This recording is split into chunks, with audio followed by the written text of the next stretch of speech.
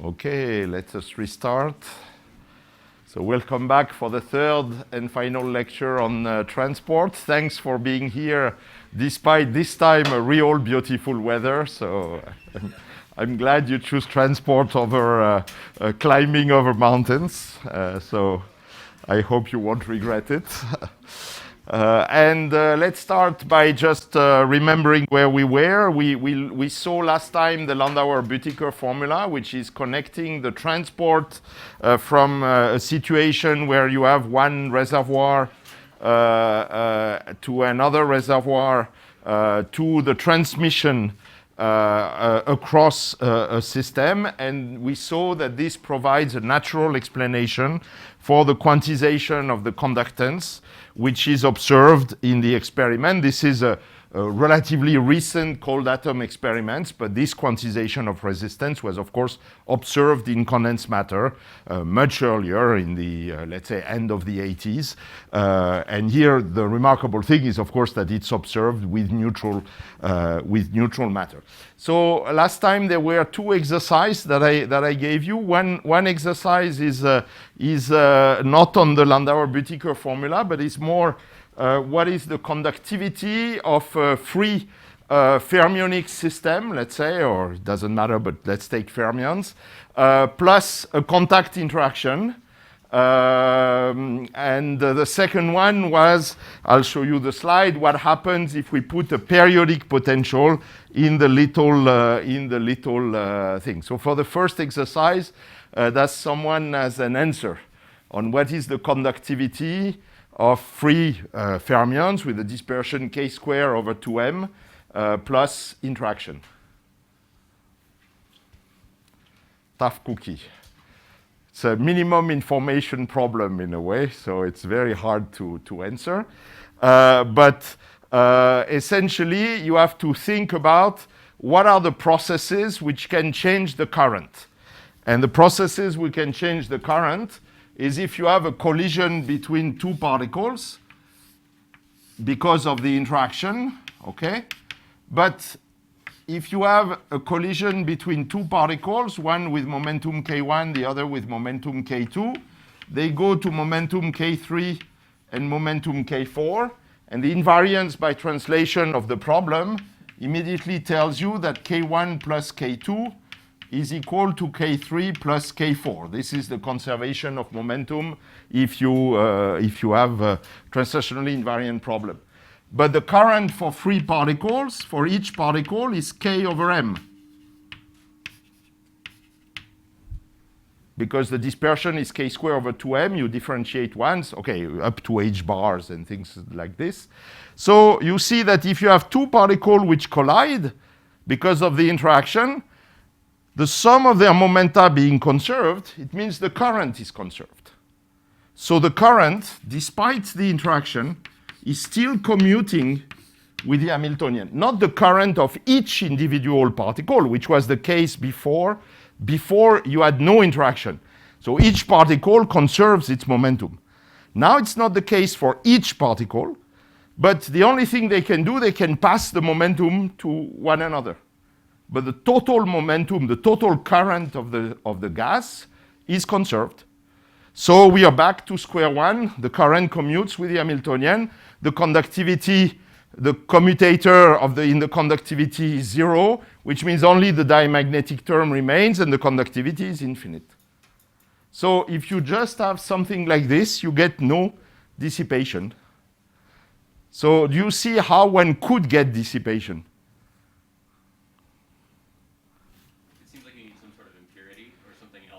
Okay, but let's say I don't want disorder. I don't want impurities. Just objects which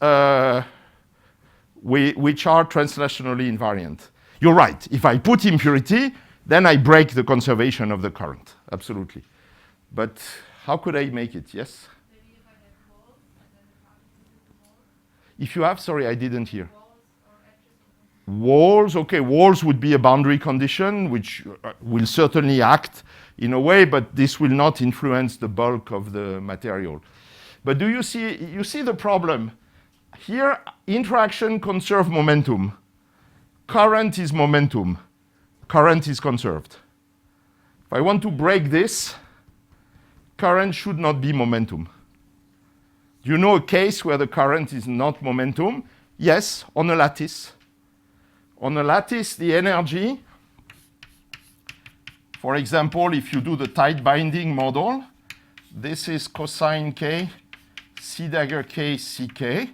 So the current, which is the derivative of the Hamiltonian with respect to the vector potential, I do the substitution k minus a, blah, blah, blah.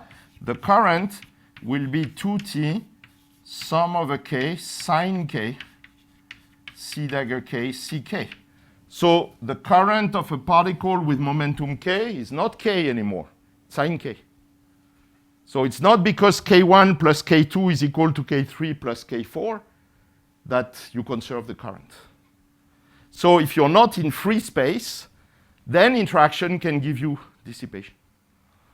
I just want to mention another, I don't put it in the notes, but you will get it in the recording. I just want to mention another process. If you're on a lattice, you know that you don't have the momentum, but the pseudo-momentum. Monica mentioned it. So momentum is only defined modulo 2 pi. So this conservation here is working modulo 2 pi. So now you can exchange 2 pi with the lattice, which means again the current is not conserved. And this has a name that you might encounter in the literature where you get a collision and instead of conserving exactly the momentum, you exchange 2 pi with a lattice. It's called umklapp processes.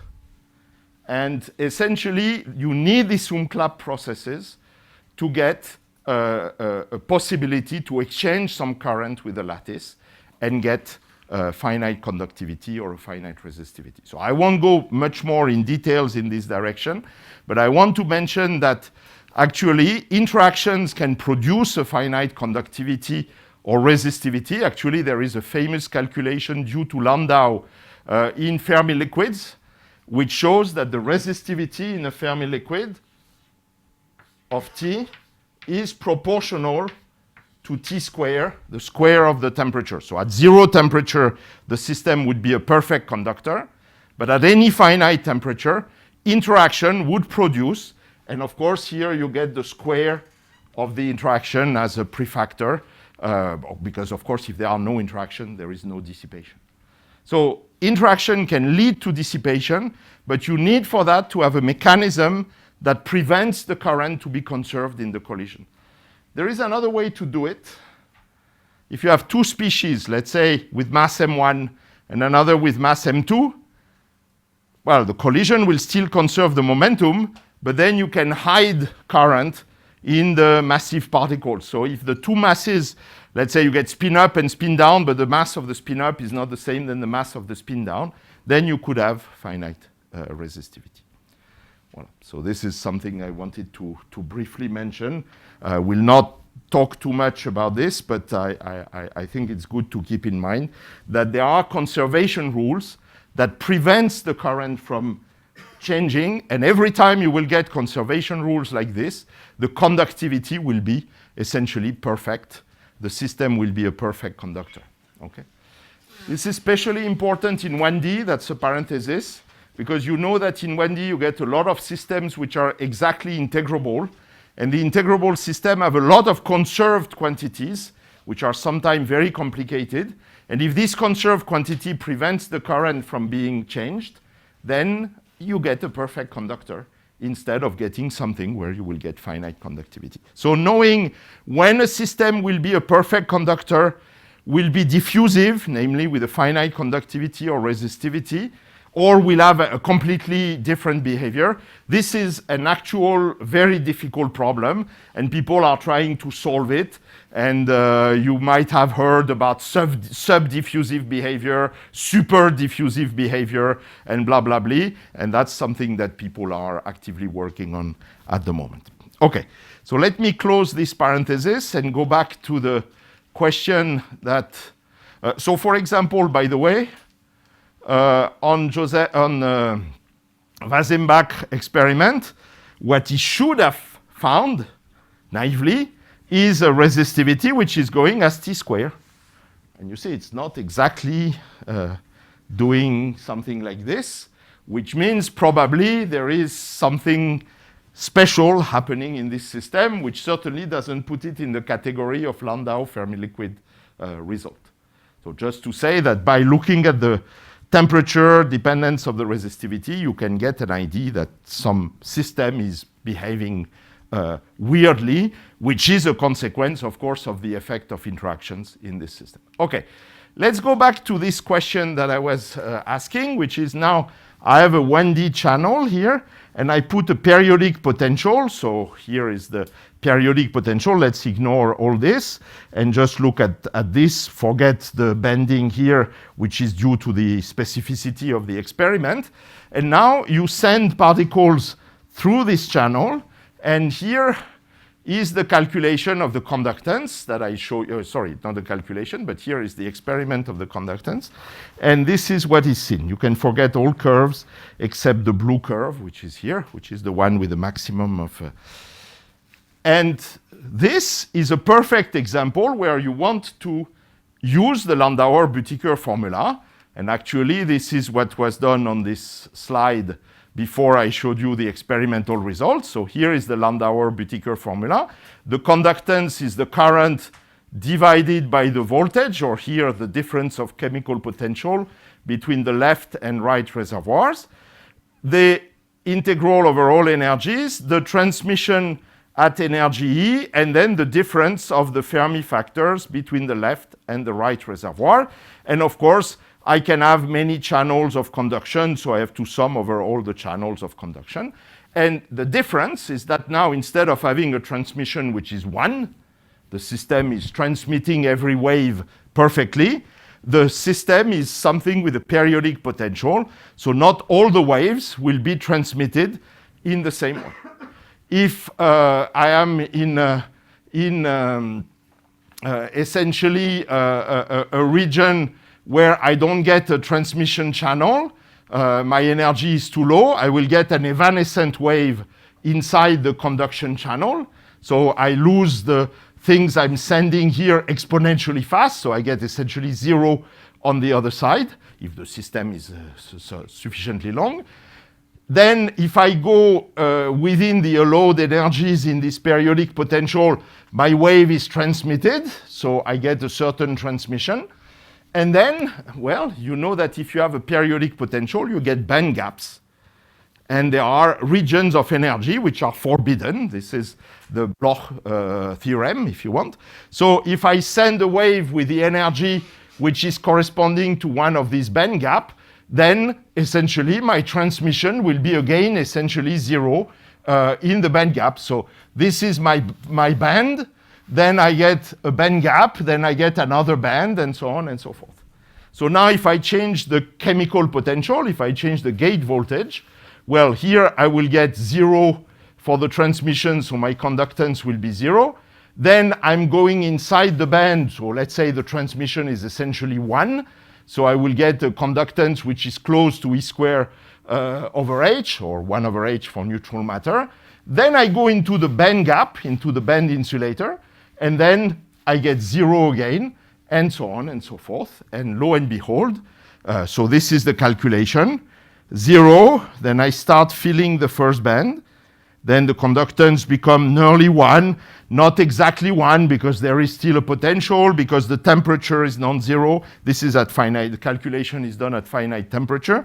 And then you see that it wants to go back to 0, because it goes in the band gap. And again, it's not 0 because of the thermal effect, which makes that, of course, you are not having a 0 Fermi factor only at the Fermi level, but that you get a spread due to the thermal broadening. And then you start again when you start filling the second band, and so on and so forth. And you see that the experiment is in really excellent agreement with this measurement, where you see 0, you see the growth, you see the decrease, and then it goes again up. So it shows you that by using the Landauer-Büttiker formula, you can get an excellent description into the transmission through this channel. So we are now doing electronics with cold atoms, and so people coined the name atomtronics to describe this. It's like building little circuits where we are having, the transmission through a channel with a sinusoidal potential and so on and so forth. Okay, wonderful. Now, that's what we looked at. Now, I have a question for you. Yes, just a second. Just let me ask the question and then I answer yours. What happens in this experiment? So the periodic potential is very weak. It's not huge barrier. It's a very small periodic potential compared to the energy of the system. Now, what will happen if my reservoir, my 1D system, and so on, I put an attraction between the fermions? I switch on by Feshbach resonance an attraction, and my fermions want to become superfluid, superconductors, if you want. Yes, sorry, what was your question? In the previous slide, I was wondering why at high gate voltage the data seems to diverge a bit from blue. Like I guess each color seems to... You mean here? Yeah. Well, I think the error bars are also diverging here, and I would not trust too much the data which is in this regime. The various curves here are corresponding to putting a different number of blurbs, I would say, inside the channel. So this is, but yeah, I agree with you. There seem to be huge fluctuations here. I suspect that there are slight problems of precision, accuracy in the measurement. The theory curve is not diverging. At least it stays well below 2, as it should, if only a second channel of conduction is activated. Are there other questions on this point? No? Okay. So, question. I want to do the same experiment, but now instead of having free fermions in the reservoirs, I have BCS superconductors for my reservoirs, and let's say my channel, why not? But at least my reservoirs are BCS superconductors. So what would you think in that case the conductance should do? Yes? Yes.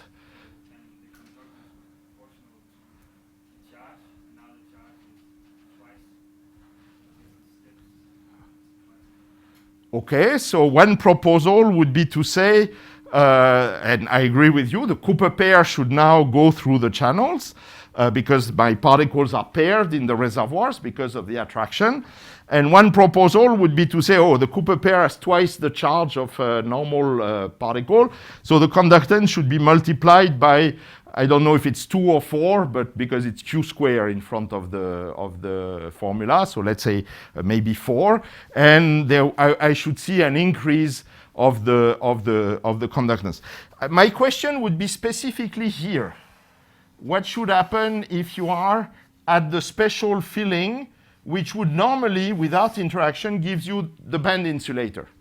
The system should be an insulator.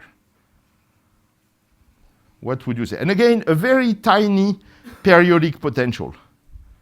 Because you can get a band insulator, you don't need the Mont Blanc. You just get it, you open a gap which is small, but that's enough to give you an insulator if the temperature is low. So what is the characteristic of a superconductor normally? What would you say? Yes? It has a superconducting gap, I agree. But in terms of transport, what is the main characteristics of a superconductor? Yeah, it transports current without any dissipation in a dirty wire. So normally you would say a superconductor is super robust to the presence of impurities or disorder. So naively, a little tiny periodic potential should not frighten the superconductor. It's not worse than putting a random impurity here and there. And normally you would say, okay, my superconductor should superconduct above the tiny periodic potential. So I should recover perfect transmission across the channel. So what you would expect is a kind of phase transition between an insulator, if the interaction is small, and then when you crank up the interaction, you would expect that the system becomes a superconductor, maybe too weak at first to overcome the band gap, the band insulator, but at some point, should conduct like a superconductor and ignore the periodic potential. And actually, that's something which was established in the literature. There is a very nice paper by Nozière and Pistolesi in a different context, which were showing in mean field solution that indeed, if you look at what happens when you have both the competition between a band gap and the superconducting gap, there is a kind of critical point when roughly the superconducting gap becomes larger than the band gap, at which below which you get a band insulator and forget about superconductivity, and above which forget about the band insulator and you're superconducting. So you would expect here that as you increase the interaction, there is a special point where your system goes from being an insulator to a conductor. That would be a cool effect to see. Okay, so is it what is happening? I could ask people to take bets, but that's cheating because I know the answer. But would you expect that this happens in the condition of this experiment? That if I switch on the interaction, then I should see instead of this curve, I should see that for a large interaction, large attraction, then I get whatever, something like this, or even a large conductivity, or something like this. So what would you expect is happening? Yes? I'm confused, sorry. So you're saying that you have two superconducting reservoirs? Yes. But the system in the middle is not superconducting? Well, it doesn't matter. You can make it superconducting. Actually, in the experiment, it will be superconducting because you apply the magnetic field for the Feshbach resonance everywhere. It's not totally obvious that it has the same attraction in the middle because of the 1D confinement that in the reservoirs, but most likely there is some attraction also in the middle. But what is important is that the system in the middle has this little periodic potential.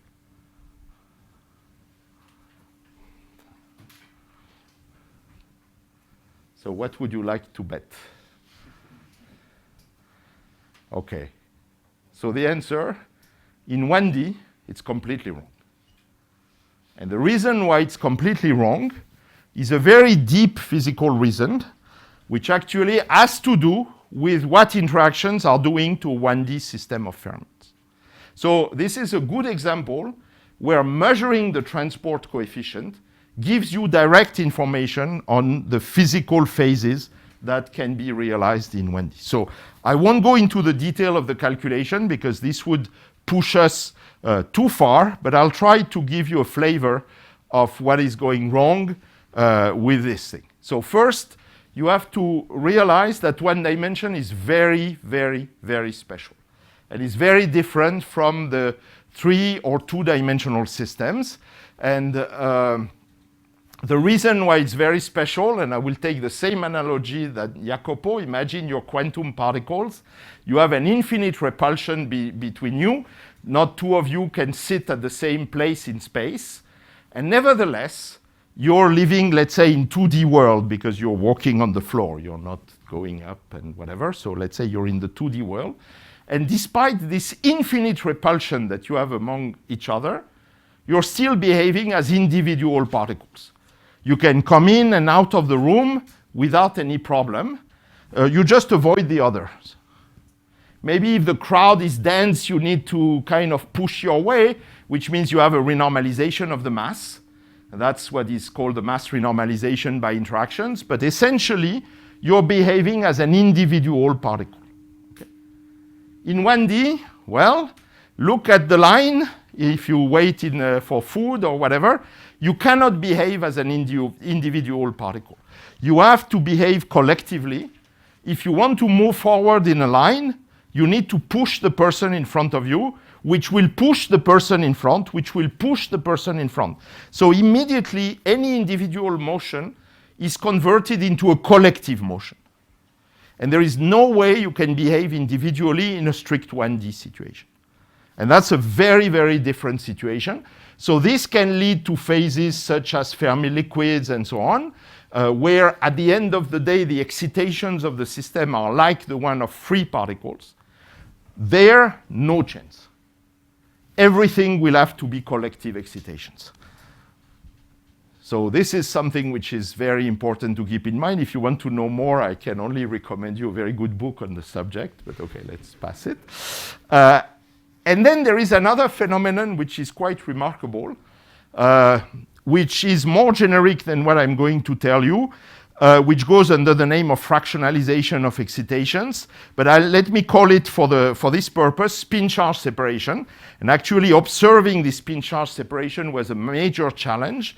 And there are beautiful experiments which were done in particular in the group of Immanuel Bloch in Munich, which observed this spin-charge separation, but I won't talk about this. So let me just explain what it is.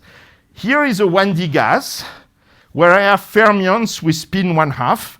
So some fermions have spin down, some fermions have spin up, and so on and so forth. And I've arranged them roughly in an antiferromagnetic arrangement. Now, let's imagine I remove one particle. So I will remove in my system something which had a spin up and a charge. Now, let's the system evolve. If the system evolves, the spin can flip, and after a while, after a motion by exchange, what you see is that there is a portion in the system where there is a blue spin-up missing, but in a way, no charge is missing here. So this region, you can view as a particle which would have a spin, because in a way, you're missing a spin up, so you could say it has a minus 1/2 spin, but it has no charge missing. So this particle has spin but no charge. And this actually is called a spin-on. And now let's have the other part of the system move. And now you can see that what happens is that there will be a region in the system where you will have the previous antiferromagnetic arrangement, up, down, up, down, up, down, up, down, and so on. So in a way, no spin is missing, but there is a charge missing. So this can be viewed as a particle which has a charge and no spin, and this particle is called a holon. And what is remarkable in 1D is that the spin-on and the holon can completely deconfine. Each one lives its life with its velocity, with its whatever. And these are collective excitations. By the way, they are non-local. They have a topological character, and so on and so forth. But again, let me ignore all this for the moment. And what is remarkable is that in 1D, the spin-on and the holon can separate arbitrarily and live really the life of independent excitations. Of course, if you go outside the 1D world, you have to reconstruct the electron or the particle, but in 1D, this collective excitation can. And now you see that, for example, for transport, we don't care what the spin-on is doing. The only thing that is important is what the holon is doing. So the fact that you can separate the spin from the charge will have drastic consequence for transport in 1 dimension. Okay, let me give you a second peculiarity of 1D before I go to the answer. Since last week you got, I think, from David Clément, a lecture on mode transition for bosonic system. Is it correct or not? Okay, so you know everything about mode insulators. So let me ask you a simple question. You have bosons, you're in 2D or 3D, and now I put these bosons in a very weak periodic potential. Not tight binding, very weak. So I have 3 bosons and a very tiny periodic potential with the right periodicity. So I would get 1 boson per minimum of the potential. You're free to play with the interaction as you want, as long as it's a contact interaction. Do you get a Mott insulator? Now that's a nasty question. Huh?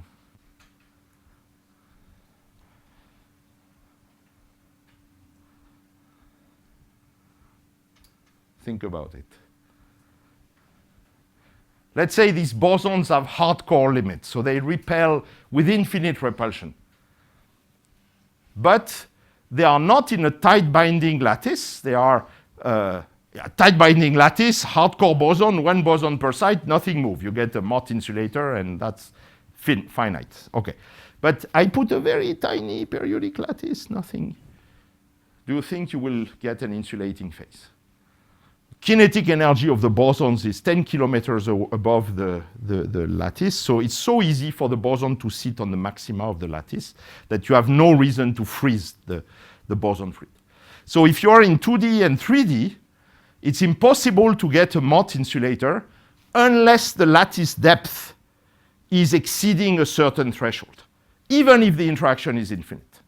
So if you have a tiny periodic potential, you will never get a Mott insulator, even if you crank up the interaction to infinity. It's different if you put long-range interaction between the bosons, but then it has another name. It's called a Wigner crystal. Okay. In 1D, it works differently. And rather than do a long theory on this, let me show you experiments that were done in the group of Hans Christoph Nagel in Innsbruck already some time ago. So this is in 2010. So this illustrates the power of cold atoms as quantum simulators. What Hans Christoph Nagel did was to take bosons in 1D and just put a periodic lattice on the top of it and then vary the interaction with the usual trick. And here is the phase diagram of the thing. On the vertical axis, you get the lattice spacing. On the horizontal axis, you get 1 over the repulsion. So when I move here to 0, the repulsion is going to infinity.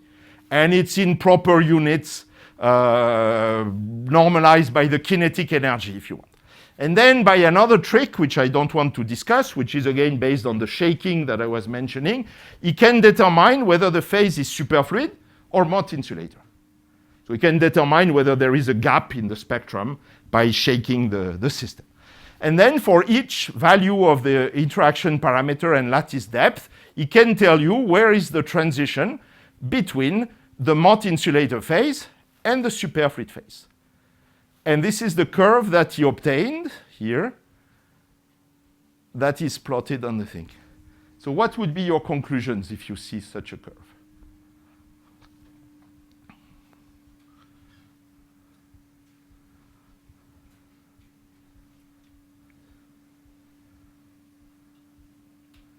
Again, stronger interactions that way.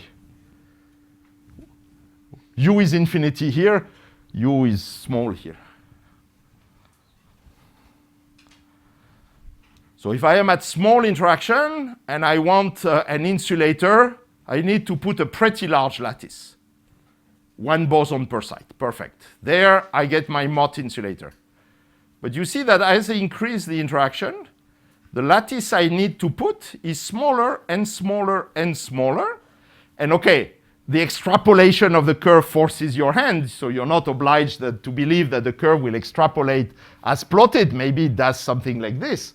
But if you believe the extrapolation, there is a certain magic interaction here above which any lattice potential will induce the Mott insulator state. So this is a kind of magic effect where you would say, oh, beyond this interaction here, I can put, 10 to the minus 25 periodic potential. Okay, then probably it would not work for practical reason, but theoretically, if my system is big enough, it will become a Mott insulator. And this is very different from what we were discussing before. And in case you don't believe on Christoph, this experiment was redone in another group, the group of Giovanni Modugno in Florence, and we helped together with Laurent Sanchez Palencia a little bit for the theory. And you can check that indeed this is compared with Monte Carlo calculations and whatever. This is extrapolating to a finite value. And actually in 1D, there are techniques, field theory techniques, mapping, bosonization, and so on, which confirm that this is indeed the case, and that you will get the Mott insulator at a finite value of the repulsion. For people who know what is the Tonks gas, imagine you are in the Tonks limit where the bosons are behaving as fermions. You have a tiny periodic potential, 1 fermion per site. This is a field band. So this should be an insulator. Okay? You had a question, Joe? I don't quite understand physically why there would be a critical parameter on this. You mean for the interaction? Yeah. Okay, physically, this is a Kostelis-Thouless transition. So, of course, so here it means that you can get the Mott insulator, but you need the operator which is causing the perturbation to reach a certain threshold. When you're on the other side, the susceptibility to this operator is infinite, and then any strength of this operator is starting the phase transition. Now, of course, the mode gap is still proportional to the strength of the optical lattice. So here, I will get immediately a Mott insulator, but with a tiny, tiny mode gap. So that's why I was saying if I put a lattice, periodic potential, which is 10 to the minus 25, my mode gap will be 10 to the minus 25, and then I need to be at a temperature of 10 to the minus 29 to be able to see it, which I will never see. But technically, there is a phase transition here, and then on the other side, any perturbation I make on my system with a periodic potential, boom, is causing a complete change of phase compared to the superfluid. So this is the characteristic of a Berezinski-Kostelis-Thouless transition, where you have a high temperature phase which has, let's say, certain properties, and then there is a TC below which everything is critical. Everything is extremely susceptible to perturbations. By the way, for people who know Kostelis-Thouless transition, this is one of the precise measurements that you can use to determine the universal jump at the Kostelis-Thouless transition. So this is using a trick, which is to use a 1D quantum problem to map to a 2D classical problem and then do some calculation. Okay, why am I telling you this? You could say he's nuts, he gone senile, because he was talking about transport of fermions, and now he's telling us about the Mott transition of bosons in a weak periodic potential. Well, the reason is that fermions with attraction, which you can modelize with, let's say, kinetic energy and then a contact interaction. By the way, this model, and then you put the lattice. This model has a name. It's a very well-known model in integrable systems in 1D. It's called the Godan-Young model, and it's a very celebrated model which has many interesting properties, but I won't discuss it. But think about it. You put the attraction, you pair the particles. Okay, the pair is behaving as a boson. And because the Pauli principle is preventing to put two fermions at the same place, these bosons have actually a hardcore constraint, because I cannot put two Cooper pairs at the same place. Pauli would kill me. So I have hardcore bosons. So I can think about my 1D system as a hardcore boson. Now you could say the pair has spin excitation, whatever. I don't care. I get spin charge separation. I don't want to know about the spin sector. The only thing I know, I get these little balls, which are the Cooper pairs, and they are behaving as bosons. So now I'm sending them in the channel, and my bosons will go into the tiny periodic potential. And then they will have a Mott transition. So they will still behave as insulators. And this is specific to 1D. So actually, the gentlemen who sort of went through this mental process are Alan Luther and the late Vic Emery, and they determined the properties of this very weird 1D liquid of attraction between fermions, and it bears their names. This was done in the mid-70s. This is called the Lutheran Liquid, and as I said, it's something which has a gap in the spin sector, because you do the Cooper pairs, but which is massless. And you can think of this fluid as a fluid of hardcore bosons, essentially. I'm slightly cheating, but it doesn't matter. And now you send this fluid into the channel, and what happens is that this periodic potential is pinning, is transforming this system into a Mott insulator of Cooper pairs. So here is a kind of summary of what happens. For non-interacting, if the filling is incommensurate with the periodic potential, you get a band conductor.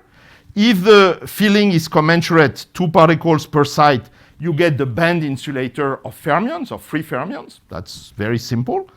That's quantum mechanics, if you want, of waves reflected on the proper periodic potential.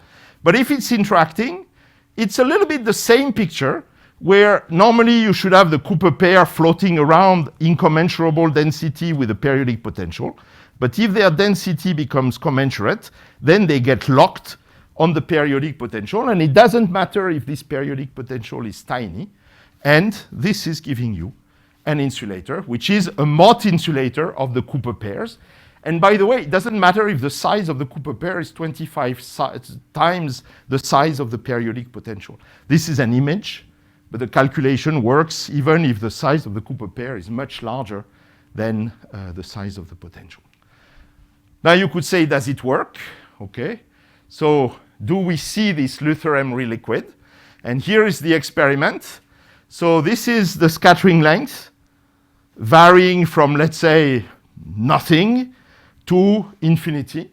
So this is non-interacting fermions, let's say, or very weakly interacting fermions. Actually, with the temperature, it's non-interacting fermions. And this is fermions at the unitary limit, so as attractive as you can imagine. You know, difficult to do worse. And look at the conductance between the yellow curve and the black curve. Again, some points which are going weird, but essentially you see the drop of conductance exactly as you would see it for the non-interacting system. So actually this is a sort of experimental test, an experimental verification or experimental simulation of this Lutheran liquid. And to the best of my knowledge, that's the first time that people could observe the pinning of the Lutheran liquid. Because, of course, in condensed matter, you cannot realize a system of fermions with an attractive contact interaction, and you can only do it in this type of systems. Okay, so, yep. I have a vocabulary question. Yes. Is what you're speaking about, is the pinning transition, is it exactly the same as a Mott transition? So, for the point of view of the Cooper pair viewed as bosons, it's exactly the Mott transition.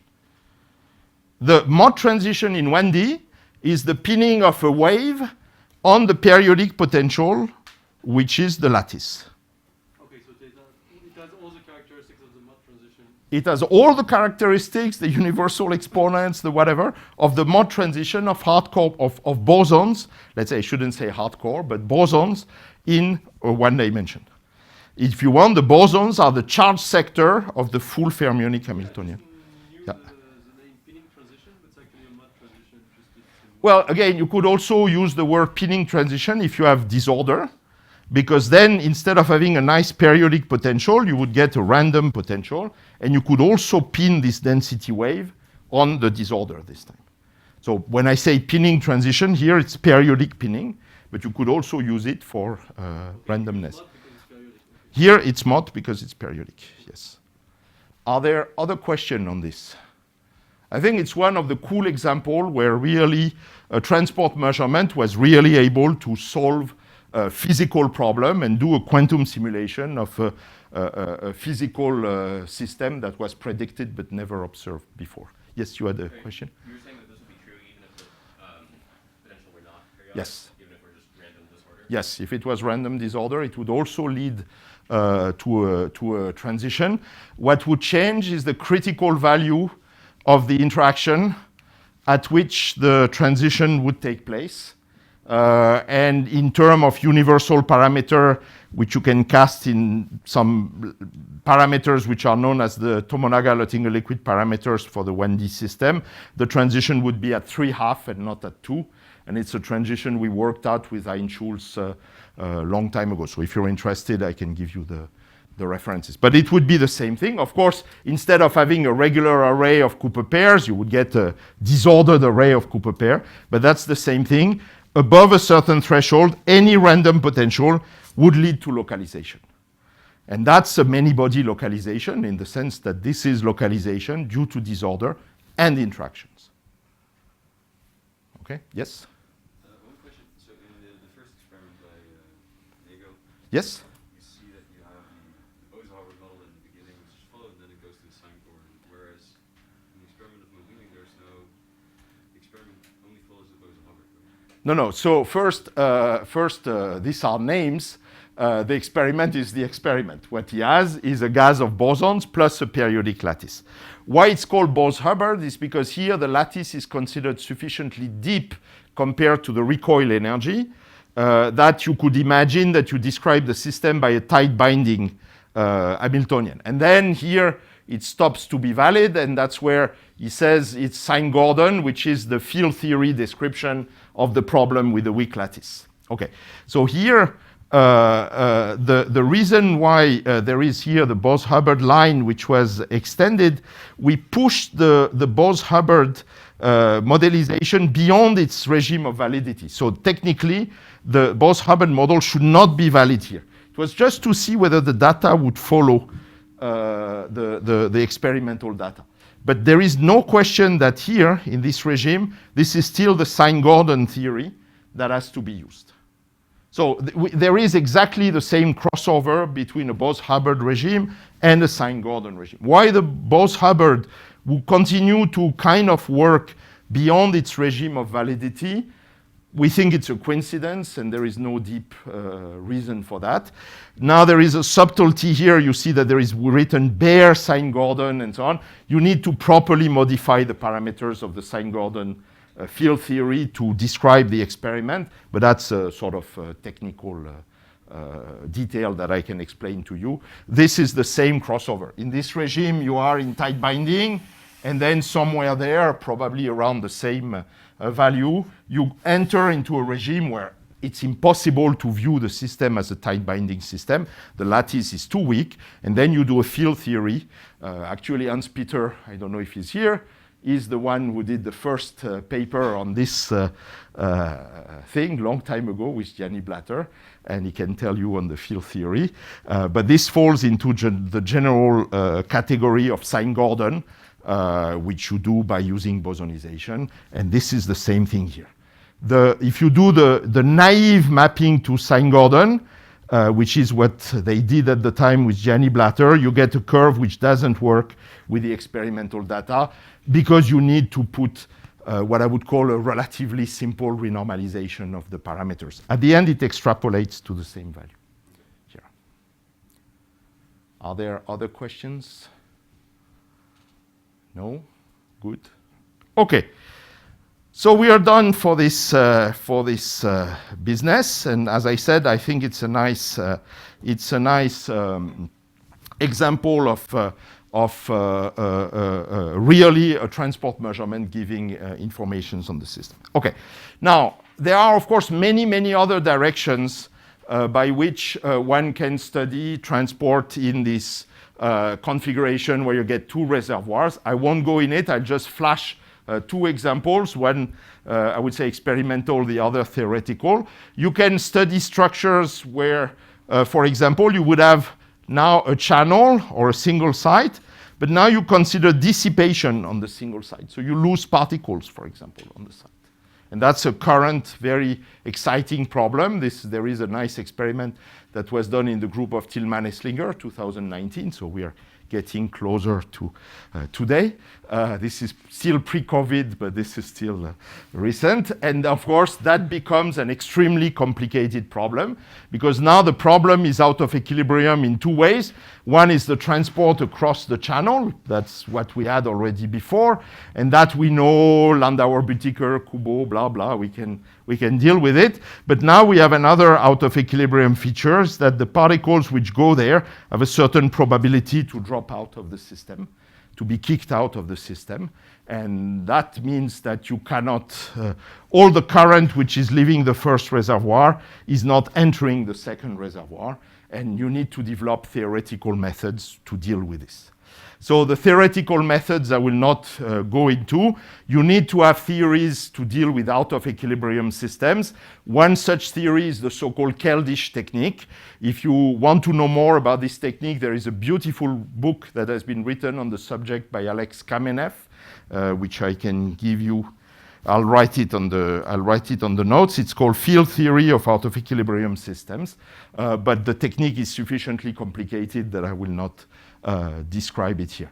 On the theory side, we are playing in the group with this kind of concepts, also considering reservoirs which are not the canonical fermionic reservoirs, but reservoirs which lose memory a little bit faster, so-called Lindblad reservoirs, which are totally Markovian. So if a particle comes in or out of the reservoir, it doesn't have any memory of whatever came before it decides to come in and come out, which is not the case of a fermionic reservoir. If a particle comes in, the second particle cannot occupy the state that is occupied by the particle. So this poses a lot of fun problems. So let me not go into details of what is written here. So these horrible expressions are Keldysh representation of the current. And if you want to know more on this, as I said, you know the person to bother. He's here hiding behind the mask. And we are studying questions, for example, of what happens if you have one reservoir, a chain of particles, a chain of sites, and then you can lose particle in the middle, and then you go to the second reservoir, which is sort of the extended version of what you saw in Tillman's experiment. So this is fun, both from the point of view of experiments and from the point of view of theory. Okay, just to finish in the few let's say 20 minutes, I think that I have left. Let me move. We saw charge transport. We saw transport in the bulk, either by shaking, Kubo formula, or by kick. Okay. We saw mesoscopic systems, but essentially non-interacting, Landauer-Büttiger formula. Then we move to the effect of interactions in the reservoirs. This is already more complicated.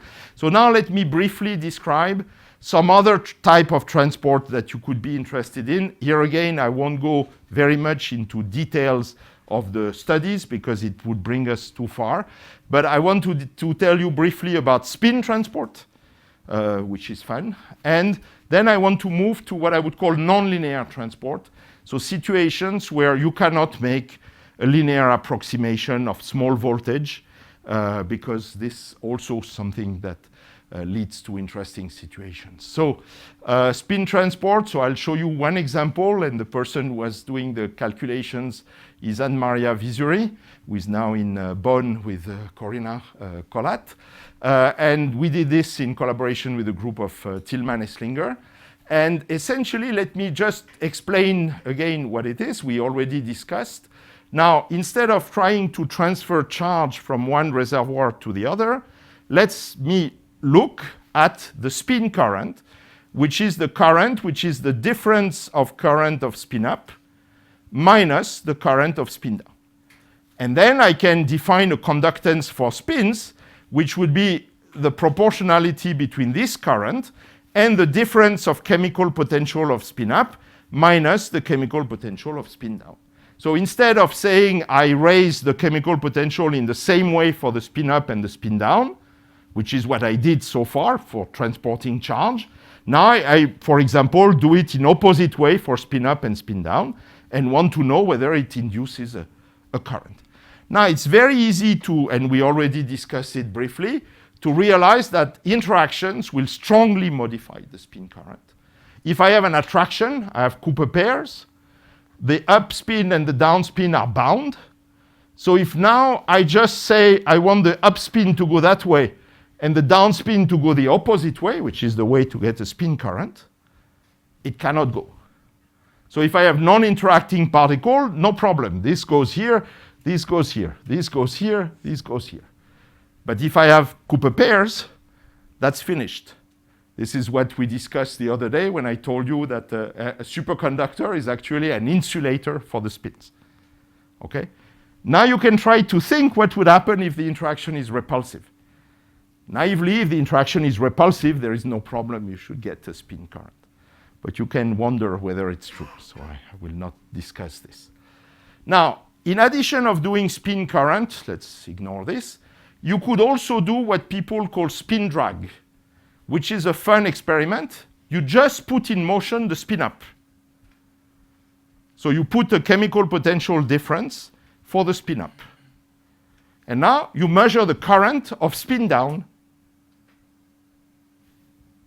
You know, if there are no interaction between spin up and spin down, obviously the current for spin down should be 0.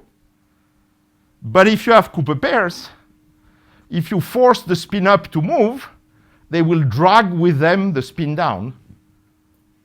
So actually, by imposing a chemical potential on the spin up, you will have the current of spin down, which will be created. So this will give you information on the interactions that exist in the system. So actually, you can define a conductivity matrix where you say the current for spin up, the current for spin down is a matrix which depends on the difference of chemical potential for spin up and the difference of chemical potential for spin down. And depending on what you impose, for example, if I say delta mu down is equal to 0, you see that the current of spin down is proportional to the off-diagonal term of this matrix. How to compute this object is a non-trivial task, and that's part of the fun. So, okay, let's. So the spin drag is a fun quantity to compute, and potentially something that can be measured in the experiment that I showed you. In condensed matter, there is a game that people played, which is called the Coulomb Drag, where you put two wires close to each other, and then you pass a current in one, and you say because of Coulomb interaction with the other wire, it will induce a current in the other one. And so you pass a current in one, and you measure actually the current in the other one.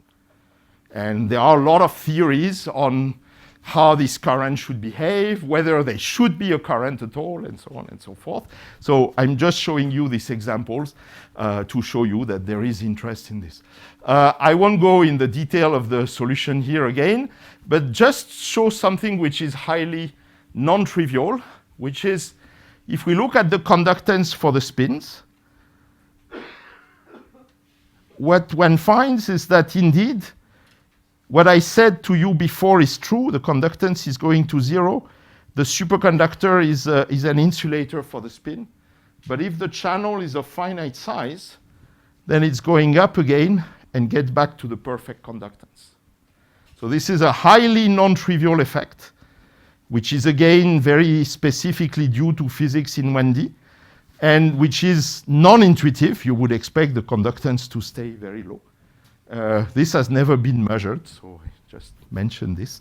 This is a cool effect. We tried to see if this could be measured in Tillman's experiment, but unfortunately, at the moment, because of temperature problem, they are somewhere there, let's say.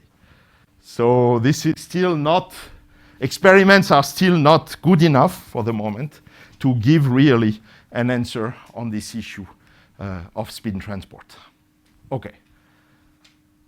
Now, let me move to the last part. So this is more like giving you a tour on a certain number of things, on something which is the so-called quantum point contact. We discussed it before. So I have a superconductor on the left, a superconductor on the right, and nothing in between. And now we are back to the first slide practically that I showed you, because I showed you this slide before in the condensed matter context. This was the break junction that I showed you initially, and I showed you the experimental curves. The cold atoms allow to simulate this system. And actually, they will be at very high transparency. So this will be essentially a curve like this.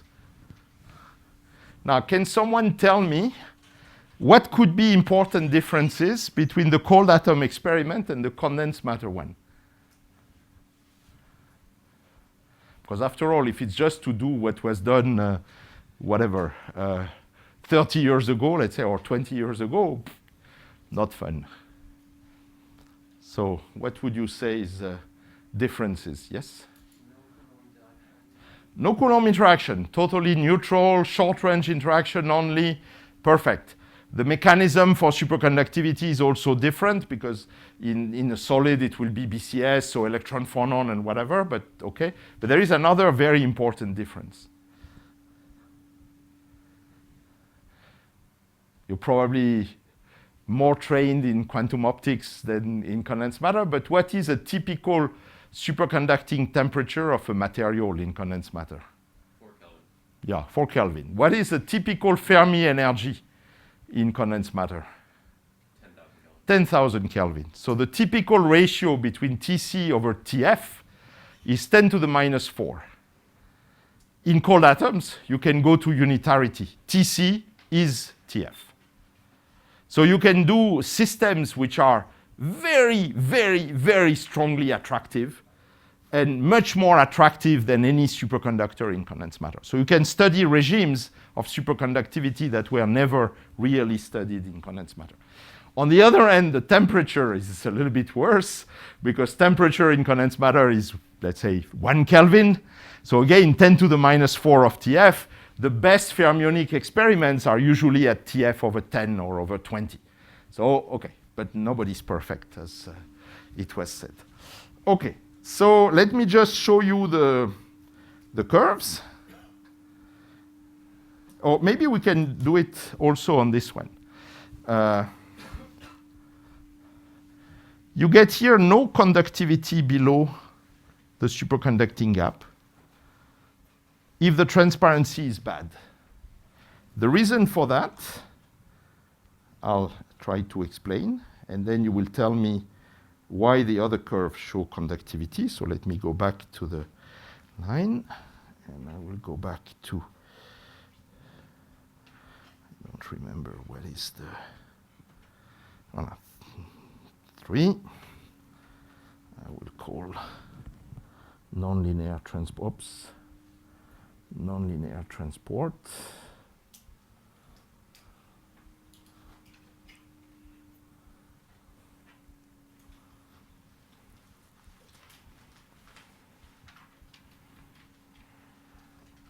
And so let's do first the quantum point contact.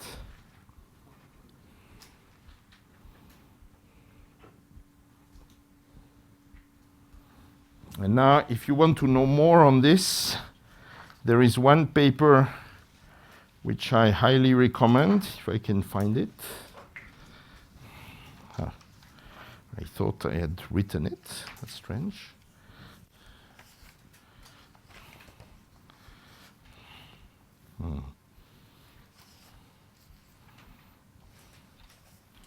Seven, yes, here it is.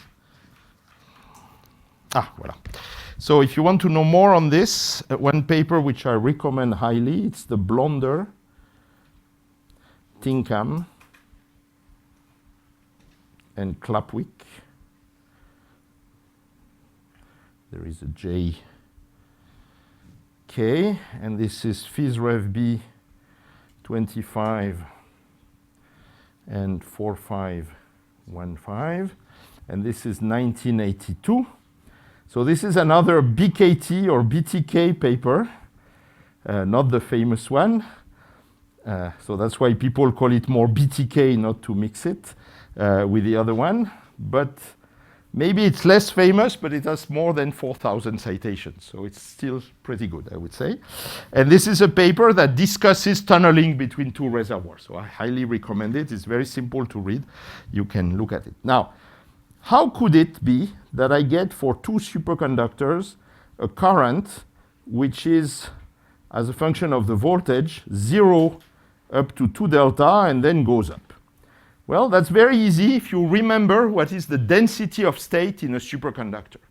So in a superconductor, the density of state, so the number of state of a given energy E, this is 0, the chemical potential, and then you get essentially plenty of state, then 0, then again plenty of state, and this is the gap delta. So all these states are occupied. These are the single particle excitations, where you have broken pairs, you get individual fermions, and all these states are empty, and you get a gap between the occupied and empty states. And the pairs are living somewhere here at 0 energies.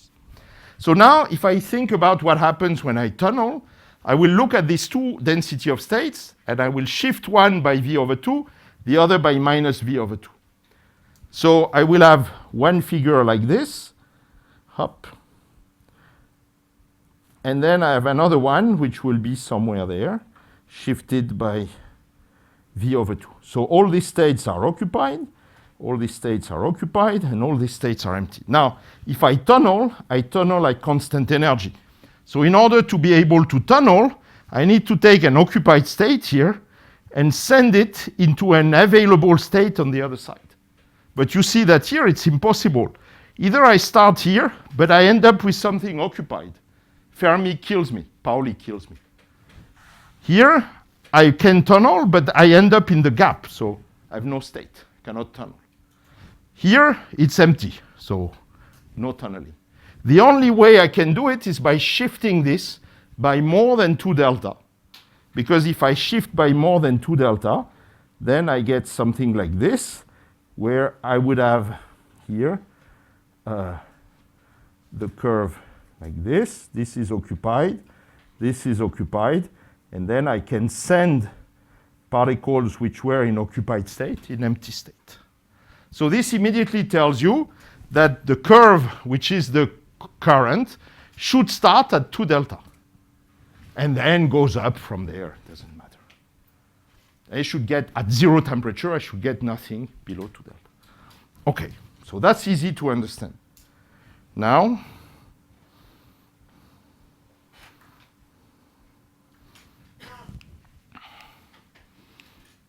why do I see this curve?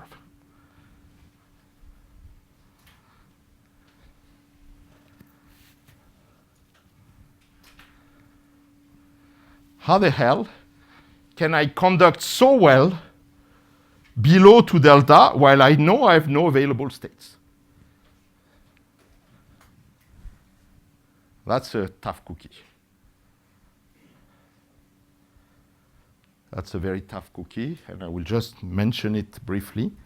This is a phenomenon which goes by the name of multiple Andreev reflections, which sounds like something out of the planet Mars, but actually is not as complicated as one might think. So these tunneling experiments are again a quantum simulation of multiple Andreev reflections.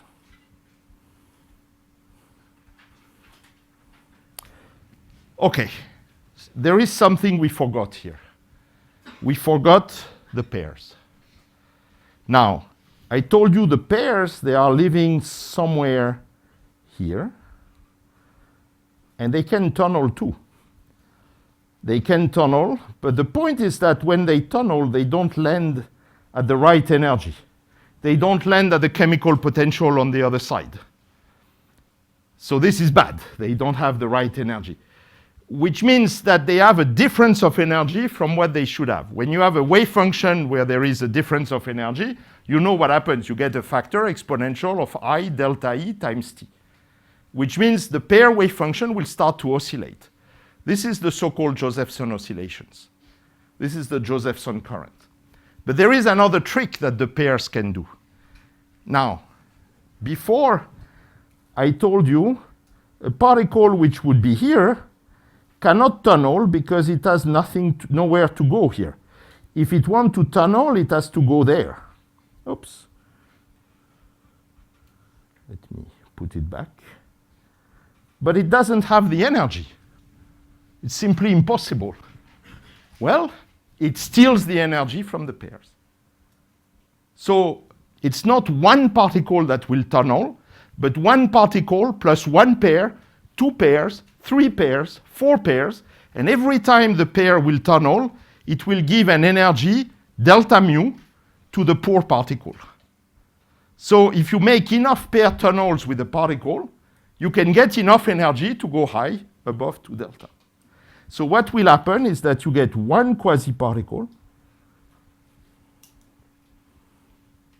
plus n pairs, and what you want is essentially that n times delta mu is at least equal to 2 delta. If you do this, the pairs are nicely providing the energy to the quasi-particle. You don't get an AC Josephson effect, and you can get currents. Now, why is it bad? Because you don't have tunneling of one particle, but you have tunneling of n, or 2n particles, if you want, which means it occurs with a probability which is t, the tunneling amplitude, to the power 2n. So if n is large and t is small, this never occurs. So this is why you don't see this when the transparency is bad. whoops, or you start seeing it here. One pair helps the particle to tunnel here. 2 pairs, 3 pairs, but it goes down very fast.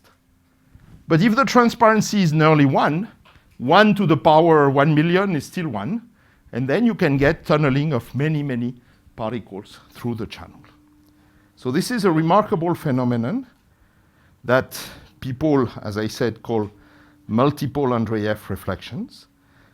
And actually, it's a phenomenon that you can very well study by this. So this is this image cartoon here where you see the quasi-particle which is tunneling and stealing the energy of many pairs to help it in the process. But the main result is the fact that now this provides you enough energy so that you can tunnel even if the difference of voltage is much smaller than the superconducting gap. And in the cold atoms, you can make this gap very large because you are at unitary interaction.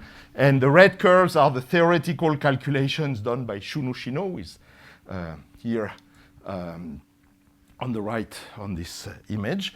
And this coincides extremely well with all the accuracy of cold atomic physics because we know all the microscopic parameters with the experiments which were done by Dominique Haussmann here in the group of Tillman-Esslinger. So this is another example where by doing this transport measurement, you can get confirmation of this multiple Andreev reflection process that is a highly non-intuitive and non-trivial process. Okay. I think it's a good time to stop. I just want to mention that you can also study Josephson oscillations, and this was done actually in Florence in the group of Giacomo Roati, practically with the same device.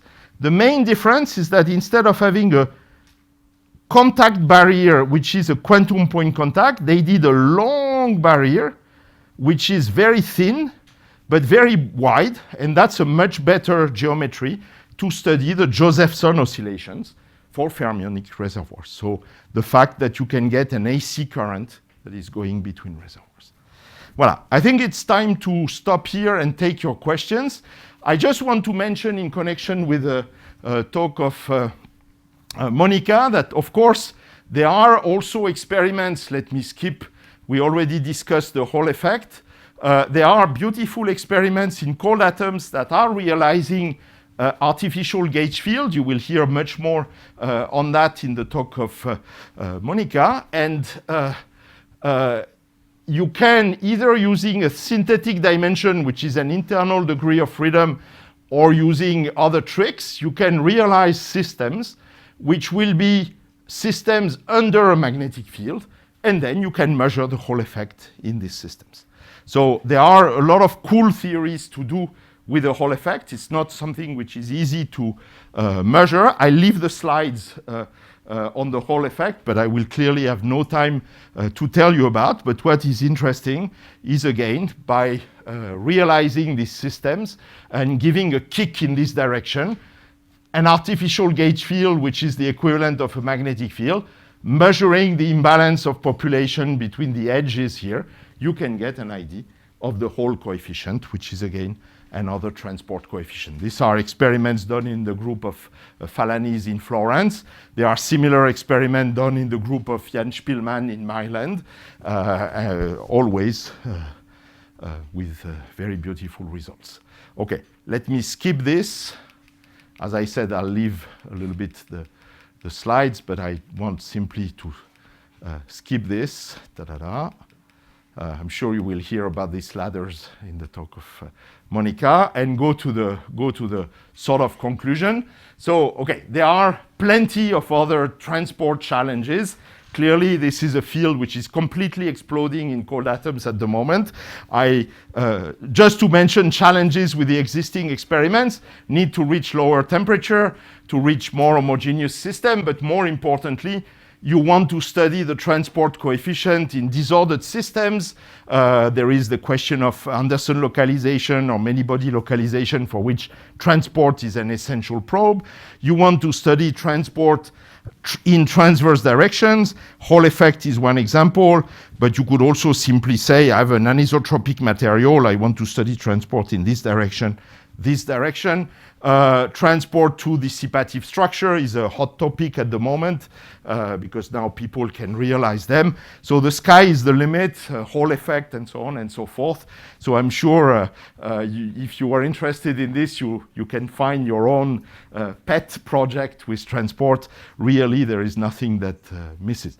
So before I finish and I take your questions, I show many works which are definitely done by other groups or even before I started physics, but I want to show here on this slide the many people which influence directly I would say my own vision on transport in cold atoms and also in condensed matter, and also outline the fact that we had fantastic collaborations with various experimental groups, Tillman Esslinger, Jean-Philippe Brantu, and Leo Falanis in Florence. And I think the transport is really an incredibly exciting topic, so I cannot resist ending this talk by this page of Calvin and Hobbes, which I really like, where they say it's a magical world, old buddy, let's go exploring. So I hope you will do the same. So thank you very much, and thank you for your attention.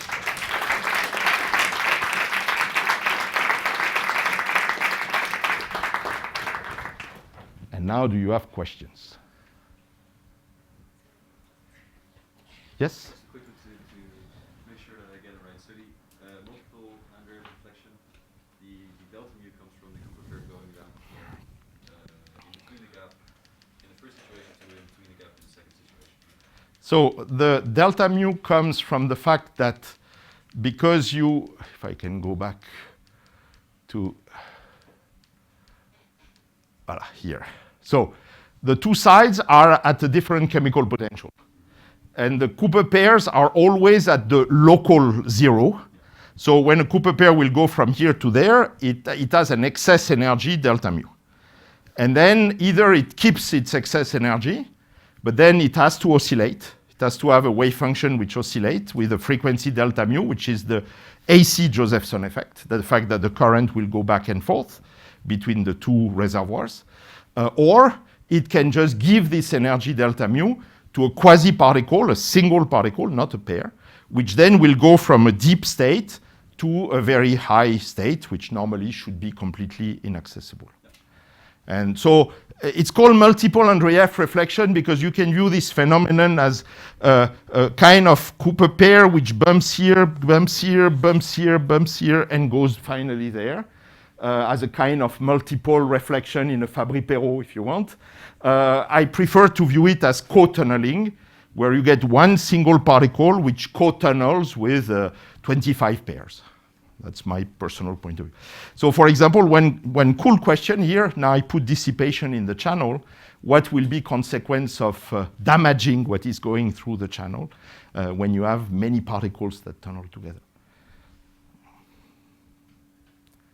Are there other questions by this beautiful afternoon?